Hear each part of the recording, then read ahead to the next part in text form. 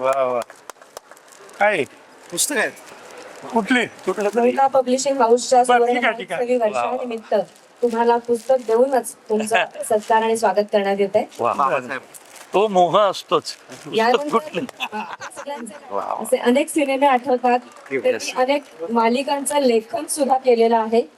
सरसेनापती हंबीररावांची भूमिका तर आपण विसरूच शकत नाही.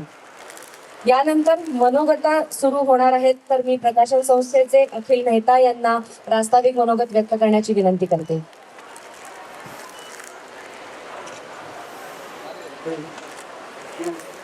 सर्वप्रथम सर्व वाचक इथं जमले आणि फक्त सरांच्या प्रेमापोटी आणि दर्डे सरांच्या प्रेमापोटी जमलेत.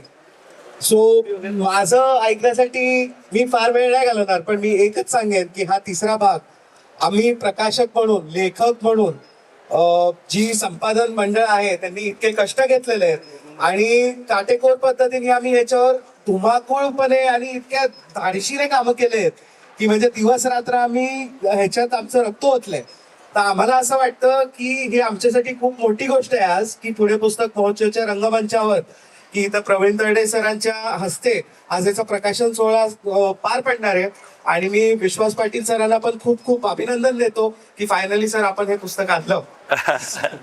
सो आता वाचकांचं जो आम्हाला जे फोन येत होते, मेसेजेस येतात, फेसबुक कॉमेंट्स, कुठेही गेले की तिसरा भाग कधी येणार आहे. मी म्हटलं सर लिहितायत, आता तुम्ही विचारता का एकदा त्यांना, तुम्ही त्यांच्या कॉमेंटवर जावा फेसबुक वरती आणि तुम्ही त्यांना थोडं प्रेशर करा. प्रकाशक म्हणून प्रेशर केलं की ते आम्हाला दाद देत नाहीत. मग ते म्हणतात की काय रे तुला फार आमच्यापासून घाई आहे. म्हणून मला खरंच अभिमान वाटतो की आज हा सोहळा संपन्न होणार आहे आणि खूप खूप धन्यवाद तुम्ही सर्वजण इथं आलेलो. Thank you sir.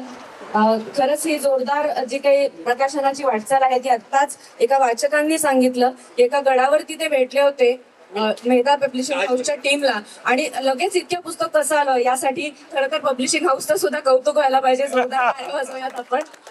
यानंतर या डिजिटल सुद्धा बुक अवेलेबल राहणार आहे, हे ई बुक म्हणून, कारण आजकाल वाचक म्हणजे प्रिंटेड पुस्तकं वाचत नाही असं काही नाहीये. खरं एवढा सगळं भरलेला आहे हा सगळा महोत्सव, त्याच्यावर असं वाटत नाही. पण तरी सुद्धा आपण ई बुक सुद्धा अवेलेबल करणार आहोत. तर मी दोघांनाही विनंती करते की या मुखपृष्ठाचं अनावरण करावं. प्रवीण सर आणि विश्वास सर.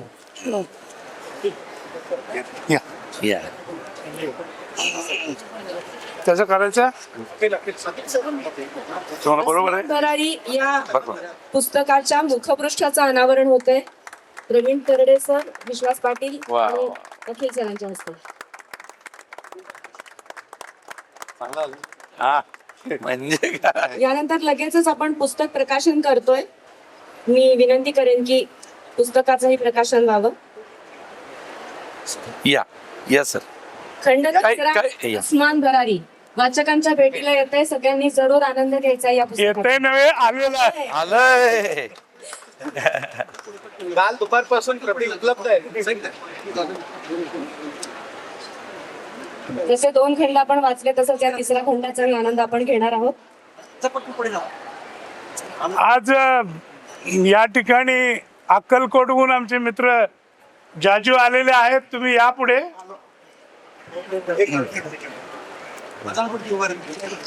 झाले फोटो झाले का?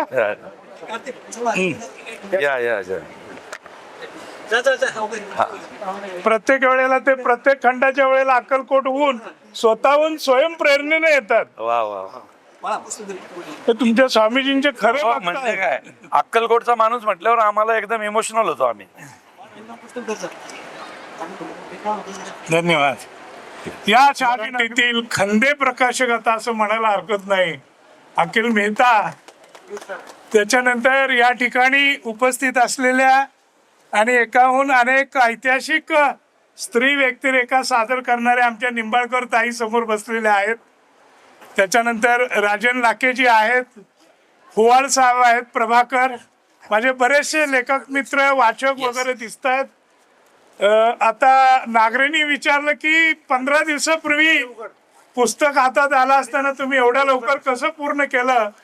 अहोरात्र आम्ही रात्रीचा दिवस केला. बरेचसे कार्यक्रम मला कॅन्सल करावे लागले यासाठी आणि शेवटी फायनली तिसरा भाग आलेला आहे.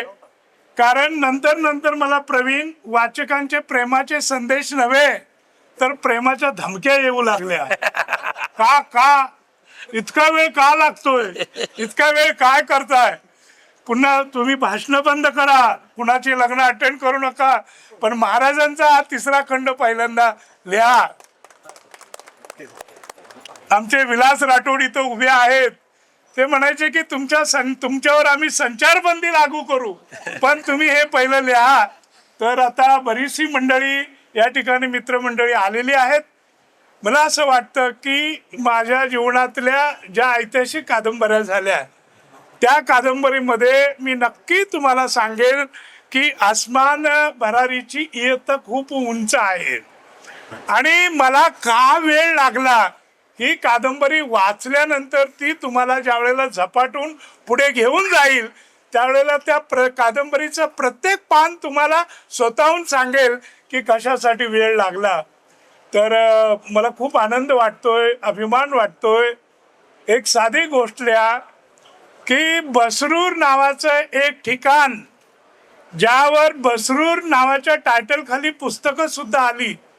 छत्रपती शिवाजी महाराजांनी 13 फेब्रुवारी 1666 बसरूरची मुक्तता केली. बसरूर हे कर्नाटकच्या राजाचं ठिकाण होतं, जी व्यापारपेठ समुद्रकाठची पोर्तुगीजांनी जिंकली होती. पोर्तुगीज सोडत नव्हते म्हणून तिथला शिवाप्पा नायक जो बेरड राजा, त्याच्या नातवाने शिवाजी महाराजांना आमंत्रण दिलेलं होतं की राजे तुम्ही या आणि आमची मुक्ती करा. आणि इतिहास स्पष्टपणे असं सांगायचा की 8 फेब्रुवारीला शिवाजी महाराज मालवणवरून आपली छोटी मोठी 80 जहाजं घेऊन दक्षिणेत निघाले आणि मग त्यांनी बसरूरवर हल्ला केला. एवढं आपल्याला माहिती होतं. अगदी शेजवलकरांनी सुद्धा 17-18 पानं लिहिलेली आहेत. पण त्या बसरूरमध्ये काय घडलं नेमकं याचा काहीच वृत्तांत आम्हाला कळत नव्हता. मी 4 ते 5 वेळा त्या कर्नाटकाच्या कुंदापूर नावाचं गाव आहे त्या पुढे मेंगलोरच्या रस्त्यावर, त्या कुंदापूर पासून बसरूरमध्ये मी अनेक वेळा गेलो. मला सुद्धा काही कळत नव्हतं. 3.5 वर्ष या प्रसंगासाठी मी थांबलो होतो.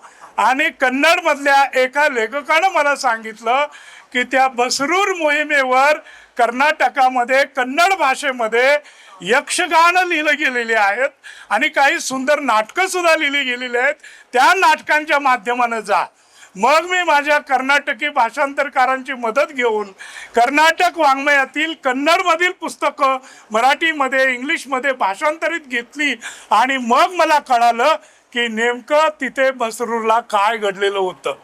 म्हणजे परदेशामध्ये जसं नेपोलियन बोनापार्टचं स्वागत व्हायचं तसं आपल्या हिंदवी स्वराज्याच्या छत्रपती शिवरायांचं स्वागत हे बसरूरमध्ये झालेलं आहे. त्यांनी बसरूर जिंकलेलं आहे. बसरूर जिंकताना त्यांच्याबरोबर तानाजी मालुसरे आहेत, त्यांच्याबरोबर प्रति शिवाजी नेताजी पालकर आहेत. तिथला पुन्हा राजा येतो सोमशेखर, त्याची प्रेयशी तिथं कलावती येते. त्या ठिकाणी शिवशंकराचं मोठं मंदिर आहे जे आज उद्ध्वस्त स्थितीत दिसतं. पण कोणत्या पद्धतीनं दिवसभर त्या 4-5 दिवसामध्ये महाराजांनी ब्रह्मण केलेलं होतं हे आपण लक्षात घेतलं पाहिजे.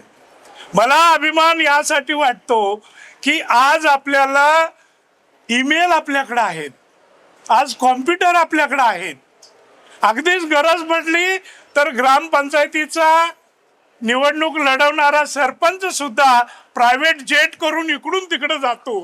पण त्यावेळेला हे जेट नव्हतं, काही नव्हतं, ओढ्यावरनी पूल नव्हते, काही नव्हते. अशा वेळेला छत्रपती शिवाजी महाराजांनी घडवलेला हा महापराक्रम, त्याचा धागा मला बसरूरमध्ये मिळाला. आणि मी मोठ्या अभिमानानं सांगेन की महाराजांच्या आग्र्याहून सुटकेसाठी मी स्वतः 2-3 वर्ष थांबलो. मला वाचक विचारायचे की तुम्हाला उशीर का लागलेला आहे. मी त्यांना सांगायचो की औरंगजेबांनी शिवाजी महाराजांना 3.5 महिने जवळजवळ कैद केलेलं होतं, पण महाराजांनी मला 3.5 वर्ष कैदेत टाकलेलं आहे. कारण तो इतिहास नीटपणे शोधून काढ, आणि तो काढण्याचा बराचसा मी प्रयत्न केलेला आहे. आणि हे कादंबरी वाचताना मी अभिमानानं आणि आनंदानं सांगेन की एका अद्भुत प्रवासावर गेल्यावर आपण निसटत्या परिस्थितीमध्ये कसे जिवंत परत येतो याचा अनुभव तुम्हाला आसमान भरारीमध्ये मिळेल. मला वाटतं मी आता जादा बोलण्याऐवजी तुमच्यापैकीच कोणाला काही प्रश्न विचारायचा असेल किंवा प्रवीणजी तुम्ही बोला. अरे मी काय बोलणार, आसमान भरारी तुम्ही घेतलेली आहे.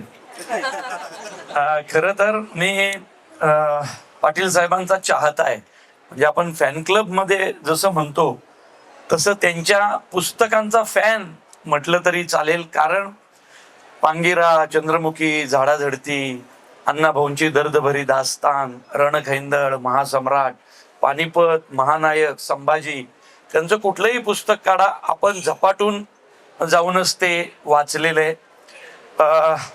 झाडाझडतीची तर शेवटची आजही म्हणजे तो भीमा गेल्यानंतर माझी डेअरिंगच झाली नाही पुढं वाचण्याची.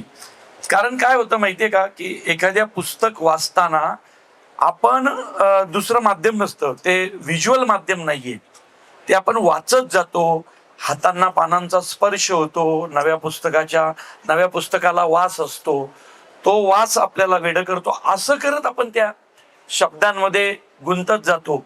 मग मध्येच 15-20 पानं वाचतो, 50 पानं वाचल्यानंतर आपल्याला काहीतरी काम येतं, मग आपण तिथं बुकमार्क ठेवून ते बाजूला ठेवतो. 2 दिवस आपण पुन्हा आपल्या व्यापांमध्ये अडकतो. आणि आपण आपल्या व्यापांमध्ये अडकत असताना आपण ज्या 100व्या पानावर आलेलो असतो तिथपर्यंत आलेल्या ओळी सतत आपल्याला खुणावत असतात, ती पात्र आपल्याला खुणावत असतात, अस्वस्थ करतात. आणि ओढ लागलेली असते की हातातलं काम संपवून कधी पुन्हा मी ते बुकमार्क उलगडून. आणि लक्षात ठेवा, जे खरे वाचक आहेत त्यांना मी काय सांगतोय, आपण बुकमार्क लावलेला असला तरी एक पान अलीकडे जातोच आणि वाचायला सुरुवात करतो. कारण काय असतं माहितीये का, पुन्हा आपल्याला 2 दिवसाचा तो आपला व्याप माग टाकून पुन्हा एक पान माग जाऊन त्या पात्रांमध्ये, त्या शब्दांमध्ये पुन्हा आपल्याला गुंतायचं असतं. हे जे गुंतणं असतं हे फक्त पुस्तकामधूनच घडू शकतं. काहीशे पुस्तकं वाचल्यानंतर सुद्धा कित्येक पुस्तक त्यातली पात्र, पान नंबर सुद्धा आपल्याला वेड करतात. ही ताकद आमच्या मित्राच्या लिखाणामध्ये आहे.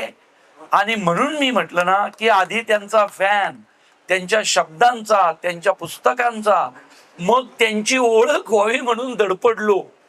मग खूप धडपडल्यानंतर डॉक्टरांची ओळख झाली, त्या ओळखीमधून मैत्री वाढली, ती मैत्री वाढत गेली. आणि आज असं होतं की डॉक्टर पुण्यात येणार आहेत म्हटल्यावर हातातली सगळी कामं बाजूला ठेवून डॉक्टरांबरोबर 2 शब्द बोलता यावेत म्हणून आपण धडपडतो. या धडपडीलाच त्यांच्या लिखाणाची ताकद असते. त्यामुळं हावरटासारखा आता त्यांचा एक नवीन नाटक येतंय, तर मी त्यांच्या मागे लागलो. म्हणजे मागे लागून ते मी मिळवलं की विश्वास पाटील साहेबांचं नाटक येणार. ते किती धारदार असेल तर ते मला डिरेक्ट करायला द्या म्हणून मी त्यांच्या खूप मागे लागलोय. आणि त्यानिमित्तानं काय होईल, मागचे 15-20 खरं मी नाटकवाला, जे पुण्यातले लोक आहेत त्या सगळ्यांना माहिती आहे की मी नाटकवाला, एकांकिका, दीर्घांक, 2 अंकी, पूर्ण नाटक वेडा होतो. पण नंतर सिरियल, सिनेमामध्ये गुंतलो. आता 20 वर्षांनी पुन्हा बहुधा काय डॉक्टरच संधी देत आहेत नाटकाकडं वळण्याची. तर विषय काय आत्ता सांगण्यात अर्थ नाही, आसमान भरारीसाठी आत्ता जमलोय, पण त्याच्यासाठी एक वेगळी प्रेस होईल अखिल. काय हा, तर तू वाटलं तर आधी त्याचं पुस्तक काढ, नाही का. फॉरेन मध्ये असं होतं की आधी पुस्तक बेस्ट सेलर मला होतं. असं वाटतं की मग आता एवढं हे करण्याऐवजी सांगूनच टाकणं मग. विश्वास पाटील साहेब नेताजी पालकर या विषयावर नाटक घेतायत. आणि खूप नेताजी पालकरांचं शौर्य म्हणजे ज्यावेळी अफजल खान आला होता त्यावेळी रक्तामासाच्या चिखलामध्ये उभा राहून नेताजी लढत होता. म्हणजे पळता भुई थोडी झाली. अफजल खान तर तिथं मेलाच, तो फाटलाच होता वरती. पण वरती महाराजांनी त्याला फाडल्यानंतर खाली त्याच्या अख्ख्या सैन्याला फाडणारे जे 4-5 जण होते, त्याच्यात एक नेताजी पालकर होते. असं म्हणतात की नेताजी पालकरांनी गनिमांच्या रक्ता मासाच्या चिखलात उभे राहून ते लढतच होते. म्हणजे माहित नाही ते किती तास लढत होते. माणसं मरत होती आणि नेताजी पालकर फक्त लढत होते. तर अशा नेताजी पालकरांच्या शौर्याची, त्यांच्या नंतरच्या शोकांतिकेची सगळी गाथा घेऊन, म्हणजे ते नुसतं नाटक नसेल किंवा त्या नाटकावर आलेलं ते नुसतं पुस्तक नसेल अखिल, तर उभा महाराष्ट्र नव्हे उभा देश हा त्यातली दाहकता समजून घेईल. म्हणजे मोहम्मद खान कुली झाले, पुन्हा नेताजी पालकर झाले, छत्रपती शिवाजी महाराज झटून झटून त्या एका योद्ध्यासाठी सतत प्रयत्न का करत होते याचं उत्तर त्या नाटकात मिळेल. आणि ते काही बंदिस्त काय म्हणतो ना, किचन मधलं नाटक नाहीये. म्हणजे बॉक्स सेट लागलाय आणि नाटक घडतंय असं नाटक नाहीये. त्या नाटकात शौर्य, त्या नाटकात लढाया, त्या नाटकात पुन्हा नेताजी पालकरांचं धर्मांतरानंतर पुन्हा हिंदू धर्म, हे जे सगळं आहे ते तुम्हाला त्यात पाहायला मिळेल. आणि मग असा प्रश्न पडेल की जणू काही नेताजी पालकर हा एक शापित गंधर्व होते की काय, आणि त्या शापित गंधर्वाची शोकांतिका, त्याचं शौर्य, त्याच्या लढाया, त्याची तलवार जास्त बोलेल आणि त्यांच्या शब्दांची धार. आणि त्याला माझं दिग्दर्शन नेताजी पालकर कोण करेल तेच ठरवतील, कारण त्यांचा अधिकार आहे. त्यांना वाटलं मी योग्य आहे तर मलाही घे. कारण कसं आहे माझ्या नशिबानं सरसेनापती हंबीरराव आला. मला खरंच हंबीरराव करायचा नव्हता, मला त्यात दिग्दर्शनच करायचं होतं. पण तेवढा ताकदीनं घोडा चालवणारा, तेवढ्या ताकदीनं तलवार चालवणारा आणि तशी तब्येत असलेला कोणी मिळानाच.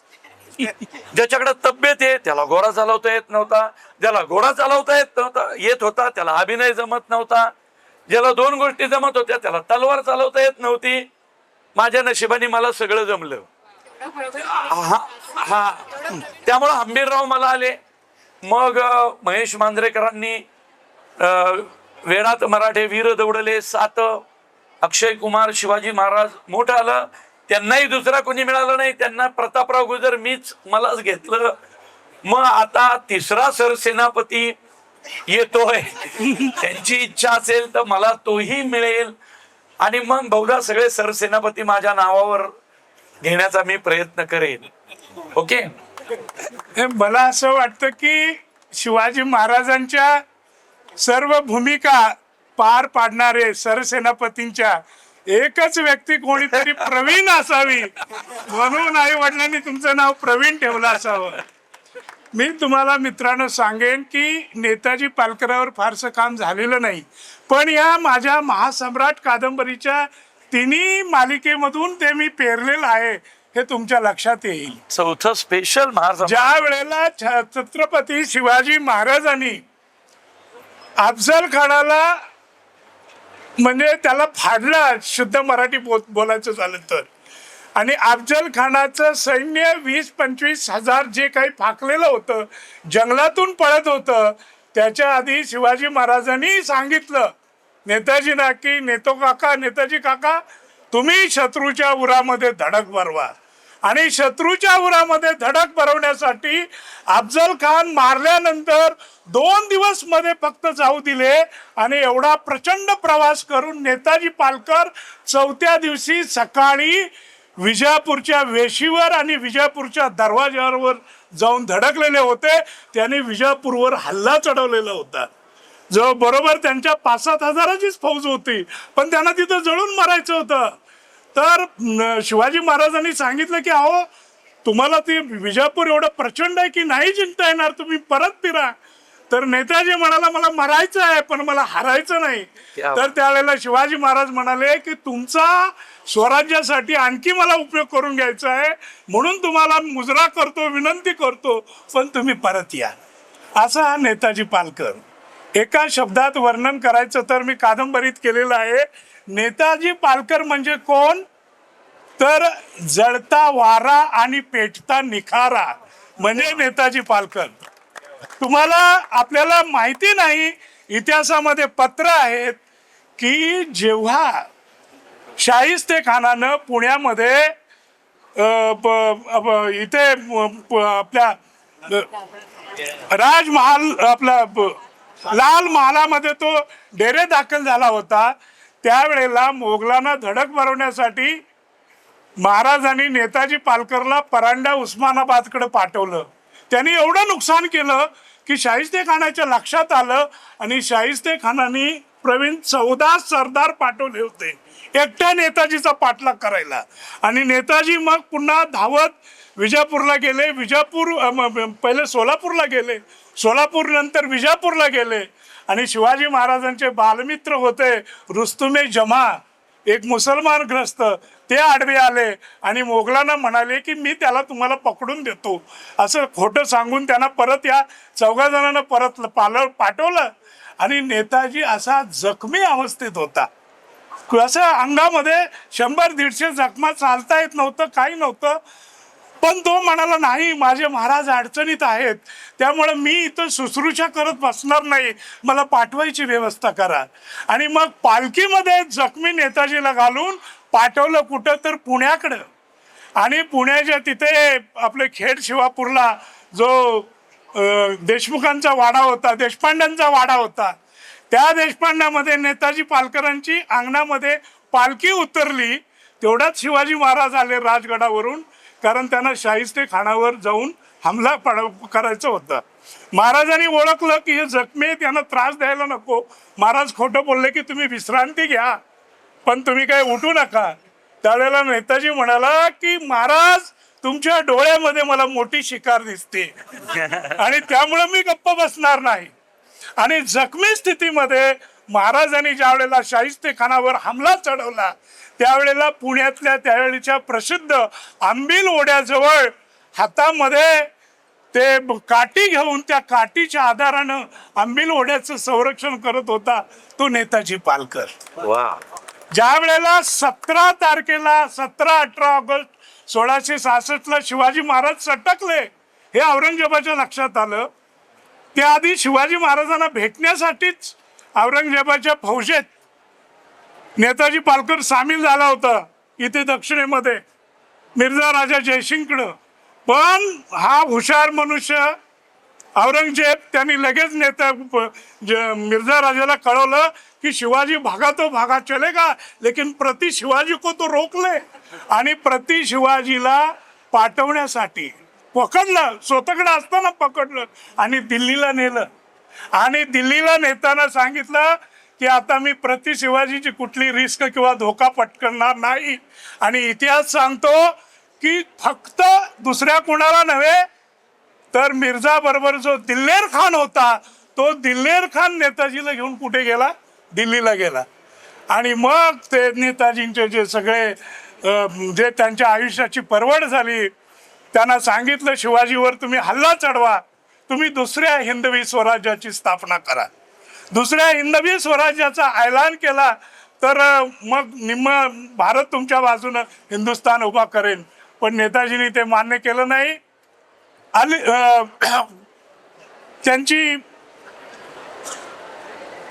त्यांनी धर्म स्वीकारला, अली कुली खान.